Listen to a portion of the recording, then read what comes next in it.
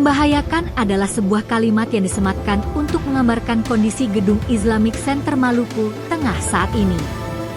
Dari pantauan Tribun Ambon.com, Kamis, 19 Juni 2025, sekira pukul 15 WIB, cat berwarna putih yang melapisi triplek nampak sudah keropos dan terkelupas.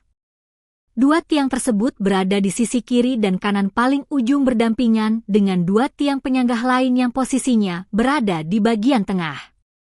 Ketinggian tiang yang dilapisi triplek diperkirakan 2 hingga 3 meter. Di balik triplek rupanya ada tiang beton penyanggah yang di sampingnya terdapat pipa penghubung atap gedung. Kondisi triplek salah satu tiang nampak sudah rapuh dan copot memperlihatkan kerangka baja ringan sebagai struktur penahan triplek. Mirisnya gedung yang sering dipakai untuk berbagai kegiatan warga dan pejabat pemerintahan tak kunjung direnovasi. Salah satu warga kota Masohi, sebut saja Nita, mengaku ia merasa was-was ketika melihat tiang dilapisi triplek itu.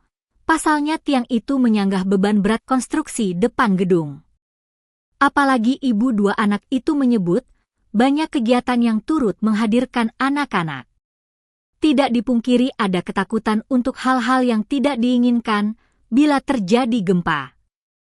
Olehnya itu, ia meminta agar pihak pengelola ataupun pemerintah segera melihat hal ini. Diketahui, gedung yang bersebelahan dengan Masjid Agung Ibnu Abdullah di Kelurahan Nama Elok Kota Masohi itu baru diresmikan oleh penjabat Bupati Desember 2023 lalu. Namun baru 2 tahun berdiri, nampak kerusakan sudah menyelimuti gedung tersebut.